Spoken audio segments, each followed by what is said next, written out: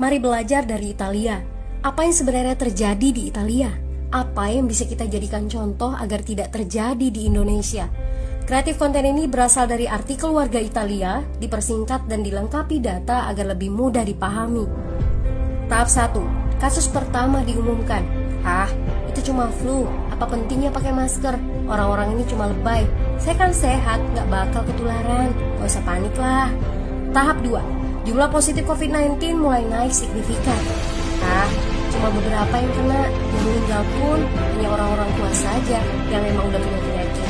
Hidup seperti biasa aja lah. Pacaran, nongkrong bareng temen, jalan-jalan ke mall. Tetep lanjut. Tahap ketiga, jumlah kasus meningkat dengan cepat, berlipat ganda dalam 1 hari. Tingkat kematian pun bertambah. 7 Maret, lebih dari 5.000 kasus positif COVID-19. Zona merah diberlakukan di Italia.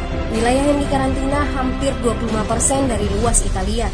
Sekolah dan universitas tutup, tapi tempat kerja, bar, dan restoran masih buka. Sementara itu, 75% wilayah lain masih menganggap enteng COVID-19. Anjuran mencuci tangan ada di mana-mana, tapi sekadar anjuran dan tak banyak yang melakukan. Tahap 4. Jumlah kasus meningkat pesat. Sekolah dan universitas ditutup selama sebulan. Darurat nasional pun diberlakukan. Rumah sakit menambah kapasitas, seluruh kamar dibersihkan untuk memberi ruang bagi pasien COVID-19. Tapi tak ada cukup dokter dan perawat. Ada terlalu banyak kasus pneumonia, terlalu banyak pasien perlu ICU, tapi ruangannya sudah habis, ventilator habis. Pada titik ini seperti kondisi dalam perang. Dokter harus memilih siapa yang akan diobati berdasarkan peluang bertahan hidup. Itu berarti pasien lanjut usia dan punya penyakit bawaan seperti hipertensi, diabetes, stroke tidak masuk prioritas karena tidak ada lagi ruang. Sistem layanan kesehatan seketika runtuh. Tahap 5. 9 Maret mencapai lebih dari 9.000 kasus. Seluruh kota Italia lockdown. Orang-orang bisa pergi hanya untuk keperluan darurat dan dalam pengawasan ketat. Semua bisnis masih dibuka karena jika tidak, ekonomi akan runtuh. Itu kebijakan pemerintah. Mulai ada ketakutan, orang-orang mulai memakai masker dan sarung tangan. Tapi tetap saja, ada anak-anak yang merasa jagoan, masih ingin uji nyali. Pergi ke restoran rame-rame, hangout bareng, minum-minum dan lain sebagainya. Tahap 6. 2 hari kemudian pemerintah Italia berubah pikiran. Semua bisnis harus tutup. Bar, restoran, pusat perbelanjaan, semua jenis toko, kecuali supermarket dan apotek. Penyebabnya, karena dalam sehari yang positif bertambah lebih dari 2.000 kasus. Penduduk yang mau keluar rumah harus mendapat surat izin.